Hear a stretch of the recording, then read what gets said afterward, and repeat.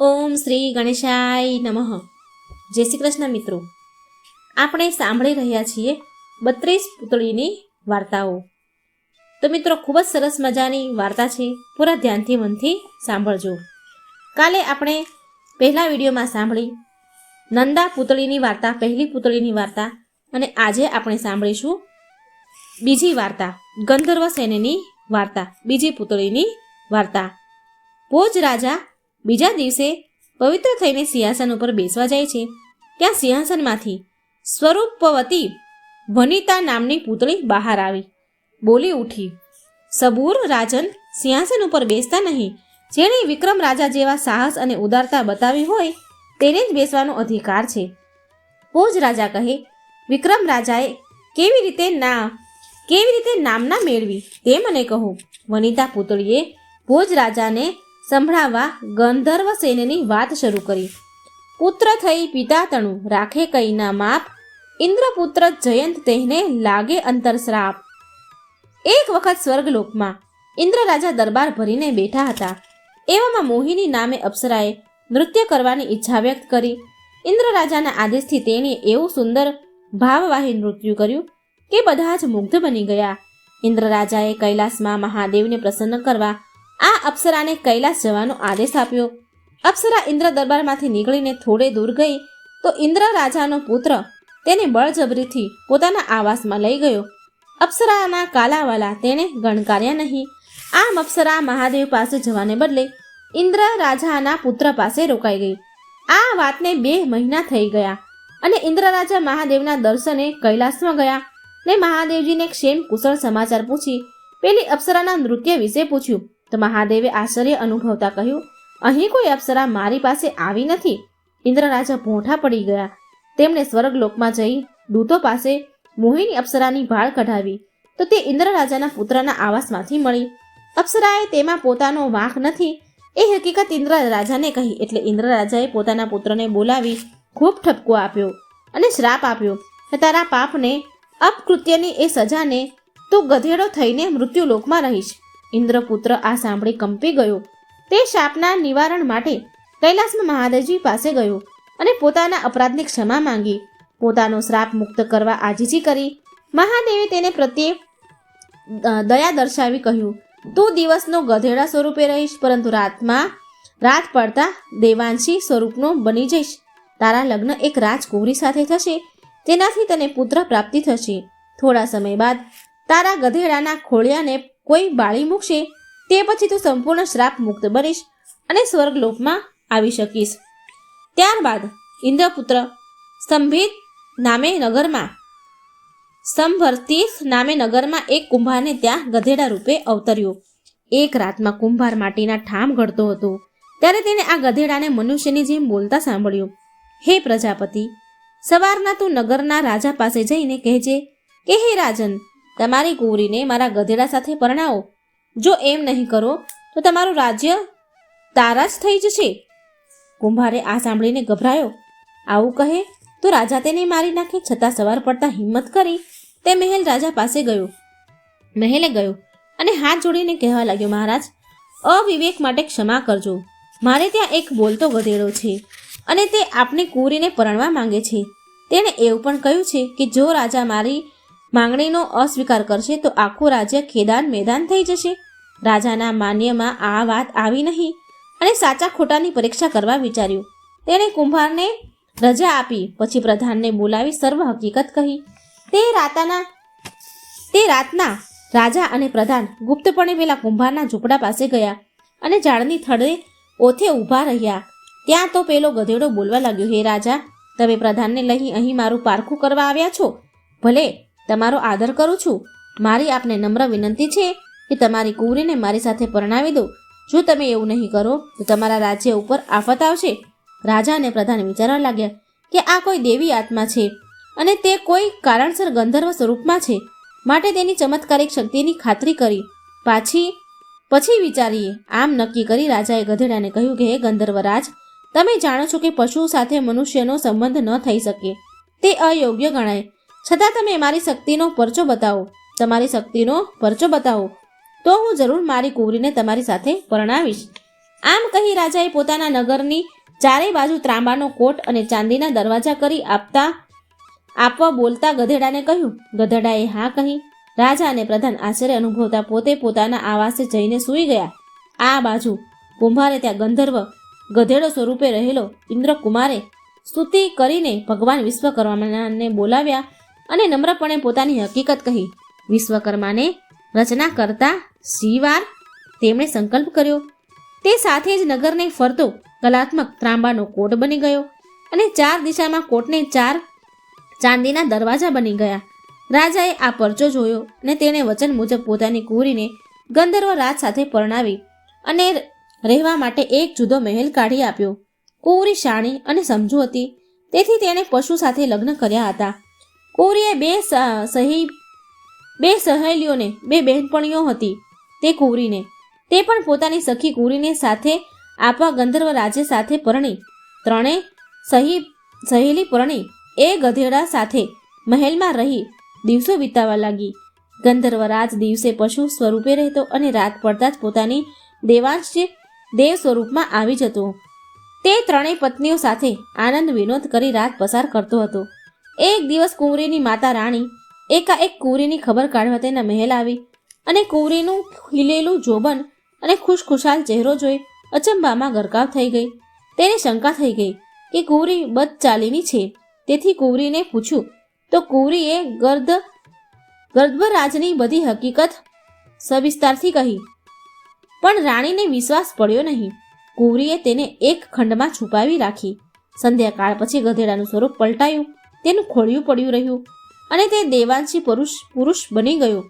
પછી તે કુંવરી પાસે જઈ વાતો કરવા લાગ્યો. રાણી ચતુર હતી, તેણે પેલું ગધેડાનું ખોળિયું બાળી નાખ્યું. તે સાથે જ દેવાંશી પુરુષના શરીર ઝાડ લાગી. તેણે કુંવરને કહ્યું, મારું ખોળિયું કોઈએ બાળી નાખ્યું છે. હવે મારાથી અહીંથી રહી શકાશે નહીં, કારણ કે થોડાક જ સમયમાં આ આખા નગરનો નાશ થઈ જશે. હવે તમે 3 જણી અહીંથી ગમે ત્યાં ભાગી જાઓ. તમે સગર્ભા છો અને થોડા સમયમાં પુત્રવતી બનશો. દેવાંશી પુરુષની 3 પત્નીઓ પહેરે લુગડે ત્યાંથી બહાર નીકળી જંગલના માર્ગ જવા લાગી અને જેવો દેવાંશી પુરુષ અંતર ધ્યાન થયો કે તુરંત જ નગર ઉપર કુદરતનો કોપ ઉતર્યો. પવન અને વરસાદના તોફાનથી ગભરાઈને જેવો ભાગી છૂટ્યો તે બચ્યા અને બાકીના મરી ગયા. જોત જોતામાં આખું નગર ખંડેર બની ગયું. આગળ જતા તે જગ્યાએ ખંભાત નગર વસ્યું. ભાગી છૂટેલી કુંવરી તેની 2 સહેલીઓ સખીઓ હતી, તેની સાથે એક ઋષિના આશ્રમમાં રહી. સમય જતાં 3ને એક પુત્ર સાંપડ્યા. ઋષિએ કુંવરીના પુત્રનું નામ વિક્રમ રાખ્યું અને બીજી 2 જણી પુત્રના નામ પરભવ અને ભરથરી રાખ્યા. એક દિવસ ઋષિ ધ્યાનમાં બેઠા અને 3 છોકરાઓનું ભાગ્ય જોયું. તેમણે 3 સ્ત્રીઓને આગળ જાહેર કર્યું કે વિક્રમ છે તે પર દુઃખભંજન પરાક્રમી રાજા બનશે. પરભવ હુન્નર કળામાં પ્રવીણ બનશે અને પશુ પંખીઓની ભાષા સમજી શકશે. ભરથરીને રાજયોગ છે, તે રાજા બનશે. 3 છોકરા મોટા થતા ઋષિએ તેમને વિદ્યા કળામાં અને નિશાનબાજીમાં પ્રવીણ બનાવી દીધા. 3ની માતાઓ હવે બધું દુઃખ ભૂલી ગઈ હતી. દીકરાઓને જોઈ રાજી થતી અને મન વાળતી હતી. એક દિવસ કુંવર પરભવ એકલો શિકારે ગયેલો. તે જંગલમાં ભૂલો પડ્યો અને એક વણઝારાને પોતાની કોઠમાં આશ્રય આપ્યો. તેનું નામ શણવી રાખવામાં આવ્યું. રાત પડતા સુધી પરભવ આશ્રમે પાછો ન ફરતા બધા ચિંતા કરવા લાગ્યા. પણ ઋષિને ખાતરી હતી કે પરભવ જ્યાં રહેશે ત્યાં કુશળ જ હશે. તેમણે પરભવની માતાને આશ્વાસન આપ્યું. પરભવને વિક્રમ સાથે સારી માયા હતી. આથી વિક્રમ પોતાના ઘોડા પર બેસી પરભવને શોધવા જંગલ માર્ગે નીકળી પડ્યો. તેની પાછળ ભરથરી પણ ઘોડાને દોડાવતો પરભવની શોધમાં નીકળી પડ્યો. વિક્રમ અને ભરથરી જોગાનું જોગ ઉજ્જૈનની નગરીમાં ના પાદરમાં વહેતી શ્રીપા નદીના કાંઠે ભેગા થયા. એ દિવસે ઉજ્જૈન નગરીના સ્વયંવર હતો. આ સ્વયંવર કુંવરીનો નહીં પણ રાજગાદી માટેનો હતો. તે જોવા માટે કે વિક્રમ અને ભરથરી જ્યાં મંડપ હતો ત્યાં ગયા. મંડપમાં આસનો પર રાજાઓ અને રાજકુંવરો વટથી બેઠા હતા. અંદર એક હાથણી સૂંઢમાં કળશ લઈને ફરતી હતી. હાથણી કોના ઉપર કળશ ઢોળે છે એ જોવા બધા આતુર બન્યા હતા. મંડપ બહાર માનવ મેદાનમાં વિક્રમ અને ભરથરી ઊભા હતા. પૂછપરછ કરતા તેમને જાણવા મળ્યું કે ઉજ્જૈનની નગરીના રાજા અપુત્ર છે. તેઓ હવે વૃદ્ધ થયા છે. તેની રાજગાદી કોને સોંપવી તે માટે એમ નક્કી કરવામાં આવ્યું છે કે ગાદી વારસનો સ્વયંવર રચો અને જેના પર હાથણી કળશ જોડે તેને રાજા બનાવો. હાથણી કણસ ઢોળવા 2 વખત મંડપમાં ફરી, પણ કોઈના ઉપર પસંદગી ઢોળી નહીં. હવે ત્રીજી વાર તે રૂમઝૂમતી મંડપની બહાર આવી એટલે ભેગા થયેલા લોકો ગભરાઈને આઘા પાછા થઈ ગયા. માત્ર વિક્રમ અને ભરથરી જરાય ગભરાયા વિના તેની જગ્યાએ અડગ ઊભા હતા. હાથણી ધીમે ધીમે ભરથરી પાસે આવી અને તેના મસ્તક પર સૂંઢ વડે કળશ ઢોળ્યો. આથી મંડપમાં હાહાકાર થઈ ગયો. હાથણી ભૂલી એમ મંડપમાં બૂમાબૂમ મચી ગઈ. સર્વને સંતોષવા વૃદ્ધ રાજાએ બીજી વાર કળશ ભરાવ્યો ને હાથણીને સૂંઢમાં આપી તેને મંડપમાં ફેરવી. તો હાથણી ફરી પાછી બહાર ભરથરી પાસે જઈને ઊભી રહી અને તેના મસ્તક પર કળશ ઢોળ્યો. રાજ્યની પ્રાણલિકા પ્રમાણે ભરથરીને રાજગાદી પર બેસાડવામાં આવ્યો અને રાજા તરીકે તેની આણ વર્તાવી દીધી. ભરથરીએ તેના ભાઈ વિક્રમને રાજ્યનો પ્રધાન બનાવ્યો. તે મહેલમાં જ રહેવા લાગ્યા.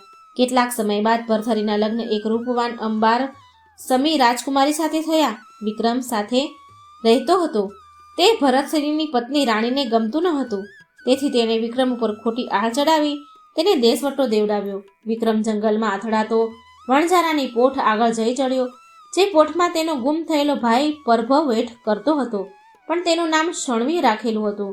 વણઝારાની પોઠે પડાવ નાખ્યો હતો. ત્યાં બધા ટોળે વળીને કોઈ રમત રમતા હતા. વિક્રમ ત્યાં ઊભો રહી રમત જોવા લાગ્યો. તેમાં તેને પરભવ જેવો જવાન દેખાયો.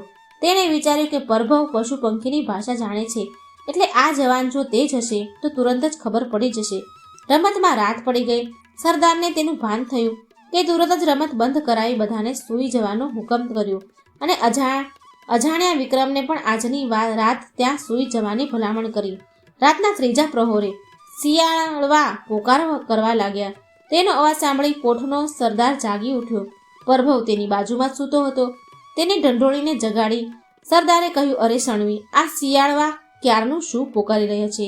શણવી એટલે કે પરભવ એ થોડીવાર અવાજ સાંભળે છે. બાદ કહે છે કે નદીના પૂરમાં એક સુંદરી જેણે પુષ્કળ ઘરેણાં પહેરેલા છે તે તણાતી આવે છે. તેને સાહસ કરી કાંઠે લાવશે, તેનો બેડો પાર થઈ જશે. વિક્રમ આ વાત સાંભળતો હતો.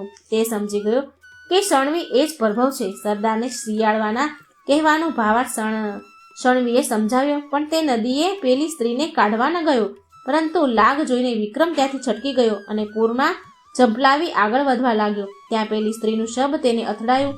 તેણે સાવધાનીથી તે શબને કાંઠે ખેંચી આણ્યું.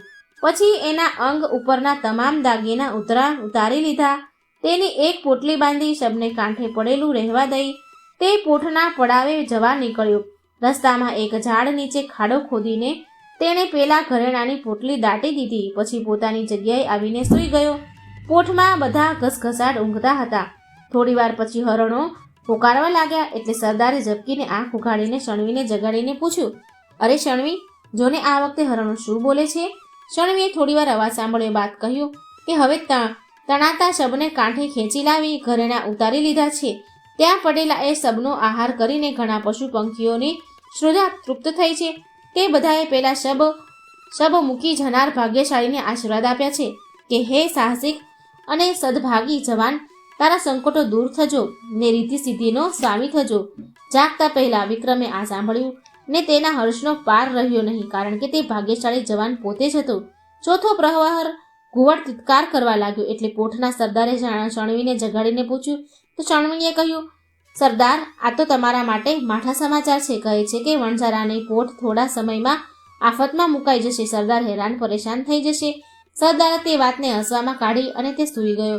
શણવી પણ સૂઈ ગયો. માત્ર વિક્રમ જાગતો સૂતો હતો. તેણે કુવડવાળી વાત સાંભળી હતી. કંઈક વિચારીને તે ઉઠીને પેલી દાટેલી દાગીનાની પોટલી કાઢી લાવ્યો. તેણે સોનાના ઘરેણાં પોતાની પાસે રાખ્યા અને હીરા મોતી વગેરે જહેરતના આભૂષણો હતા તે પોઠમાં પડેલા અસંખ્ય કોથળાઓમાં એક કોથળામાં છુપાવી દીધા. પછી તે આડો પડ્યો ને ઊંઘ આવી. સવાર પડતા વણઝારાનો કાફલો આગળ વધ્યો અને માર્ગમાં એક મોટું ગામ આવતા ગામને પાદર પડાવ નાખ્યો. તેની પાસે જાત જાતનો માલ હતા. તે લેવા ગામના લોકો એની વેપારીઓ પોઠ આગળ જમા થવા લાગ્યા. બરાબર લાગ જોઈને વિક્રમે બૂમાબૂમ કરી મૂકી, મને લૂંટી લીધો રે! વણઝારાના સરદારે મારું ઝવેરાત લૂંટી લીધું રે! ત્યાં ભેગા થયેલા લોકોએ વણઝારા સામે જોયું તો તે કહેવા લાગ્યા કે આ ગળે પડવું લાગે છે. મારી પાસે ઝવેરાત કેવું અને વાત કેવી! બંને વધુ રકઝક કરવા લાગ્યા. આ વાત થાણે પહોંચી એટલે થાણેથી સિપાહીઓ દોડી આવ્યા અને વિક્રમ તથા વણઝારાને રાજા પાસે ન્યાય કરવા લઈ ગયા. રાજાએ વિક્રમને પૂછ્યું, તારું ઝવેરાત આ વણઝારાએ લૂંટી લીધું, તેનો પુરાવો કંઈ? વિક્રમે કહ્યું, તેણે પોઠમાં એક કોથળામાં છુપાવ્યું છે, તપાસ કરાવો મળી આવશે. રાજાએ પોઠની ઝડપી લેવા સિપાહીઓ દોડ્યા અને ત્યાંથી એક કોથળામાંથી ઝવેરાત મળી આવ્યું. વણઝારો તો આ જોઈ આભો બની ગયો, કારણ કે તેણે ઝવેરાત જોયું પણ નહોતું. રાજાએ વણઝારાને અપરાધી ઠરાવ્યો. પછી વિક્રમને પૂછ્યું કે હે જવાન, તું કહે આ વણઝારાને તેના અપરાધ બદલ શું સજા કરું? ચતુર વિક્રમે તો આ વણઝારાના સજામાંથી પરભવ શણવીને છોડાવવા માટે આ તરકટ રચ્યું હતું. તેથી તેણે રાજાને કહ્યું, મહારાજ, જો વણઝારો તેના માણસોમાં રહેલો શણવી મને સોંપી દે તો તેને કંઈ સજા કરવાની જરૂર નથી. તેથી તેને આ બધું ઝવેરાત બક્ષિસ તરીકે આપી દઈશ. તરત જ એક સિપાહીને પોઠમાં મોકલી શણવીને રાજ દરબારમાં બોલાવ્યો અને તેને વિક્રમને સુપ્રત કરી દીધો. એટલે વિક્રમ ખુશ થઈ પોતે કહ્યા મુજબ બધું ઝવેરાત વણઝારાને આપી દીધું. વણઝારો હર્ષ પામી રાજાને નમન કરી ત્યાંથી ચાલ્યો ગયો.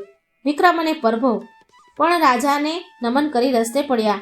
હજુ સુધી પરભવ પોતાના ભાઈ વિક્રમને ઓળખી શક્યો ન હતો.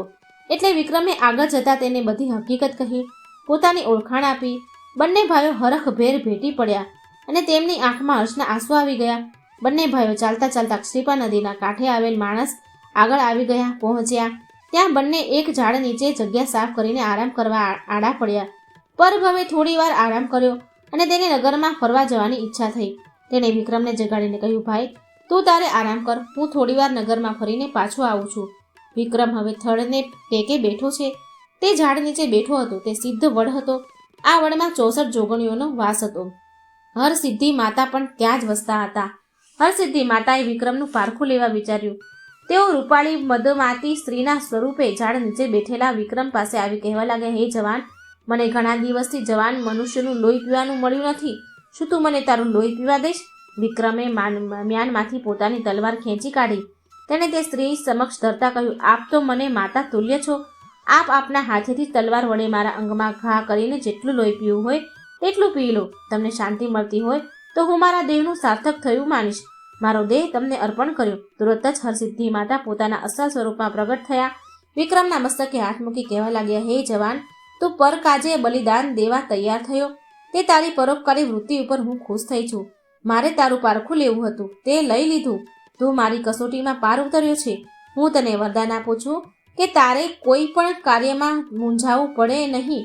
સંકટ સમયે કંઈ માર્ગ ન સૂઝે તો મને યાદ કરજે. તુરંત જ હું અદૃશ્ય સ્વરૂપે તારી સાથે હાજર થઈશ અને તારા કાર્યને પાર પાડીશ. તું હંમેશા ભલાઈના કાર્યો કરતો રહીશ. તું જગતમાં તારી કીર્તિના ડંકા વગાડીશ. આમ કહી હરસિદ્ધિ માતા અંતર્ધ્યાન થઈ ગયા. વિક્રમ તો અચંભામાં પડી ગયો. તેને લાગ્યું કે મૂંગા પશુઓએ મને જે આશીર્વાદ આપ્યો હતો તે ફળવાની આ નિશાની છે. તેનું પોતાનું ભવિષ્ય બહુ ઉજ્જવળ થઈ ગયું ભાસ્યું. કેટલી વારે નગરમાં ગયેલો પરભવ મીઠાઈ લઈને ત્યાં આવી પહોંચ્યો. આજે ઘણા દિવસો બાદ બંને ભાઈઓ એક સાથે બેસીને પેટ ભરીને મીઠાઈ ખાઈ રહ્યા હતા. પરભવે નગરમાં ખૂબ વખાણ કર્યા એટલે વિક્રમને પણ તે જોવાની ઈચ્છા થઈ. બંને ભાઈઓ ત્યાંથી નગરમાં ગયા અને બજારમાં ફરવા લાગ્યા. લોકોને પૂછપરછ કરતા વિક્રમને જાણવા મળ્યું કે આ નગરનો કોઈ રાજા ન હતો. રાજા વગરના આ નગરમાં બધો કારોબાર પ્રધાન ચલાવતો હતો. જો કોઈ રાજા થવા પ્રયત્ન કરતું તો વૈતાળ નામનો યક્ષ તેનું ભક્ષણ કરી લેતો હતો. વિક્રમને હરસિદ્ધિ માતાએ સહાય કરવાનું વરદાન આપ્યું હતું. તેથી તેને આ નગરના રાજા થવાની ઈચ્છા થઈ. તે પરભવને લઈ પ્રધાન પાસે ગયો અને પોતે રાજા થવા તૈયાર છે એવી વાત કહી. પ્રધાને વેતાળનો ભય બતાવ્યો અને વેતાળ કોણ છે તે સર્વ હકીકત કહી. વિક્રમે કહ્યું, મને કોઈ ડર નથી. હું રાજા બનીશ. ભલે મને યક્ષ વેતાળ મારી નાખે, તે જોખમ હું મારા માથે લઉં છું. બીજે દિવસે રાજ દરબારમાં વિક્રમને રાજા બનાવવાની વિધિ ધામધૂમથી થઈ. આમ વિક્રમ રાજા બન્યો અને મહેલમાં રહ્યો. બુદ્ધિશાળી વિક્રમ રાજાએ વેતાળ યક્ષને પ્રસન્ન કરવા માટે તેને આવવાનો માર્ગ પણ થોડે અંતરે મદિરા ભરેલા ઘડા મૂક્યા. થોડે અંતરે મસાલાનું દૂધ ભરેલા કુંડા મૂક્યા. ઠેકાણે વિવિધ પકવાન થાળ મુકાવ્યા માર્ગ પર અને મહેલમાં અત્તરો છંટાવ્યા, જેથી વાતાવરણ સુવાસિત બની ગયું. આ ઉપરાંત ઠેર વાજિંત્રો વાગે તેવી વ્યવસ્થા કરી, જેથી વેતાળ નગરમાં પ્રવેશતાની સાથે જ ક્રોધ ભૂલી જાય અને ઠડોગાર થઈ જાય. નવા રાજાનું ભક્ષણ કરવા વેતાળ ખાવ ખાવ કરતો નગરમાં પ્રવેશ્યો અને ખાવા પીવાની વિવિધ વાનગીઓ જોતા જ ખાતો પીતો પ્રફુલ્લ બનતો મહેલ તરફ આવવા લાગ્યો. જ્યારે તે મહેલમાં પ્રવેશે છે ત્યારે તેના મુખ પર ક્રોધને બદલે ઉલ્લાસ છવાયેલો હતો. તેને આવકારી વિક્રમ રાજાએ કહ્યું, આજે હું નવો રાજા બન્યો છું. તમે ખુશીથી મારું ભક્ષણ કરો. મારા દેહથી તમને તૃપ્તિ થશે તો હું મારું અહોભાગ્ય માનીશ. વેતાળે કહ્યું, હે વિક્રમ રાજા, તારી બુદ્ધિ ચતુરાઈ પર હું મુગ્ધ બન્યો છું, જેથી તને જીવન દાન આપું છું. તે મારો એવો અપૂર્વ સત્કાર કર્યો છે કે જેને હું ક્યારેય ભૂલીશ નહીં. તારા ઉપર હું પ્રસન્ન થયો છું, માટે તારી ઈચ્છામાં જે હોય એ માંગી લે. વિક્રમે કહ્યું, હે વેતાળ, તારી શક્તિની મર્યાદા મને જણાવ, જેથી મને ખબર પડે કે તું શા શા કામ કરી શકે છે. વેતાળે વિક્રમ રાજાના મનનું સમાધાન કરવા કહ્યું, હે વિક્રમ રાજા, મારું નામ વેતાળ છે. લોકો મને વીર વેતાળ કહે છે. હું મારા જેવા બળિયા પરવીરોનો અગ્રેસર છું. હું ધારું ત્યારે સ્વર્ગ, મૃત્યુ અને પાતાળ લોકમાં જઈ શકું છું. હું અદ્રશ્ય સ્વરૂપે સૂક્ષ્મ વસ્તુમાં પ્રવેશ કરી શકું છું. હું ધારું તેને સ્વર્ગલોકમાં લઈ જઈ શકું છું, પાતાળ લોકમાં લઈ જઈ શકું છું.